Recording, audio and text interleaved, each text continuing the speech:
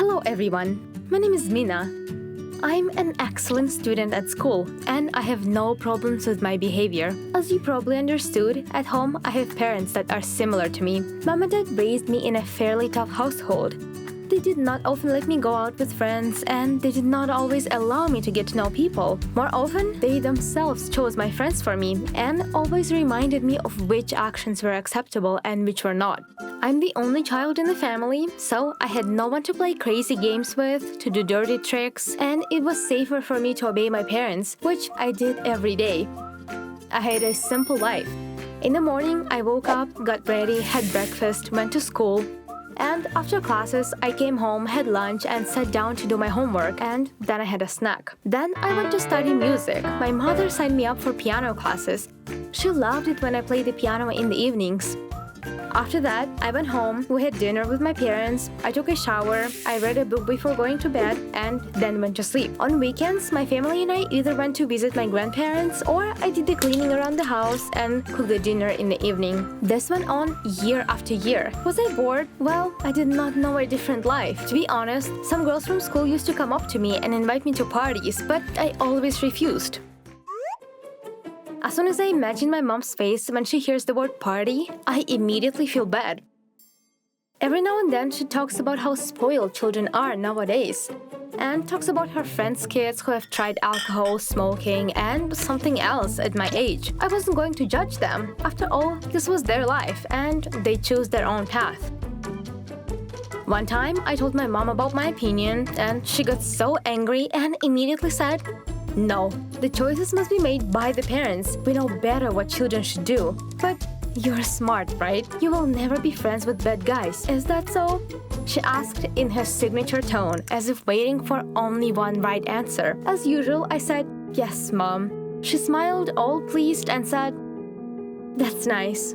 Years passed, and my classmates had boyfriends, and there I was, afraid to even think about relationship, and once I came home and saw that my mother was going through her school albums.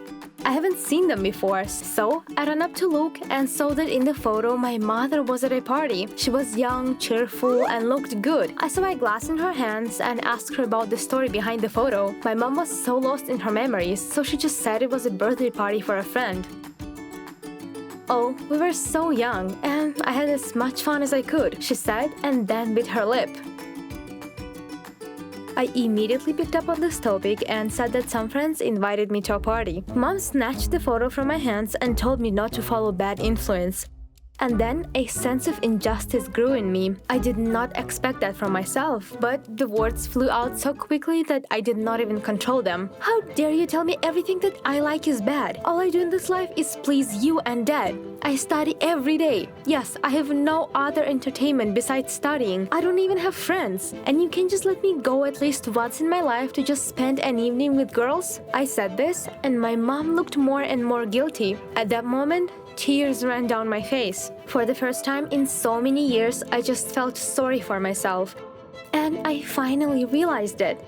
I went up to my bedroom and I firmly decided that I would go to the party no matter what. I had nothing to wear in my closet, so I just went in my school uniform. I was uncomfortable, scared, and nervous. Well, I could at least once be selfish. This thought kept me going and did not let me go back home. My appearance shocked everyone.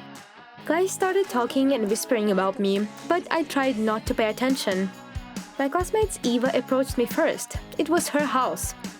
She introduced me to my friends, not hiding her surprise at my presence. "And this is Ryan, and he's my distant relative," she said, and my gaze fell on a nice tall guy. He kept looking at me straight in the eyes and did not even blink. Eva gave me a glass with alcohol and left, and I just looked around. "So, you've never been here before?" someone said, and Ryan stood behind me. That's how we met. It was crazy love. For the first time in my life, I allowed myself to fall in love, even with a guy like him. Ryan did not have a good reputation and everyone called him a womanizer, and he was so popular among girls, and this fueled my passion towards him. I fell in love with him like crazy and he felt the same way. We saw each other every day and he showed me a completely different side of life.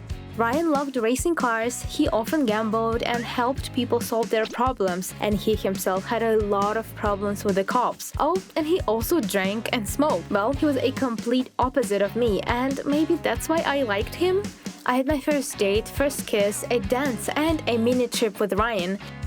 I loved talking to him all day and all night and not getting enough sleep to go to school. In the first week of being a couple, I got my first bad experience in my life. Well, in the end, I successfully failed an important test. I felt nauseous, but I was not upset. On the opposite, I loved the feeling. How does it feel when you get a bad grade? Well, a rebel woke up in me, and I loved it. So we've been dating for almost 2 months, and I've managed to change something about myself. I cut my bangs and dressed in different outfits. My mom was shocked, but she could not say anything in her defense. Realizing that she was really to blame, she went too far with me and knew it, but it was too late. One time, Ryan asked me what I would do for him, and I passionately said that I was ready to do anything. Does this really mean anything? He asked, and I smiled. Careful, babe. Watch your words. Otherwise, I will get the wrong idea, he said, and I laughed. That evening, we walked together, and he offered to go to a car race. So I went with him, and upon arriving there were so many people. Ryan was offered to take revenge for the last time, and he agreed. He was competing with one other guy, and he looked even more tough than Ryan. I later found out that he was some kind of a local bandit, or something like that. Ryan lost a lot of money to him and wanted to win it back, and that guy agreed. And my boyfriend lost again. Ryan was angry, and the amount was not small. In the end, that guy came up to him and offered a deal. I will spend the night with a girl, and I will forget your debt, he said. I looked at Ryan with horror. He was silent and looked at me. Babe, you're not going to. What kind of deal is that? I asked. Ryan looked at me and asked the guy again, forget all of it? At that moment, I felt cold shivers down my body. What? What did you say? I asked. Ryan took me aside and said, well, you said you were ready for anything. I suggest you just do this and that's it, and tomorrow we'll go somewhere. I punched him in the face and cried. And that guy smiled, took my arm, and led me to the car. He took me to the city, and I was silent all the way.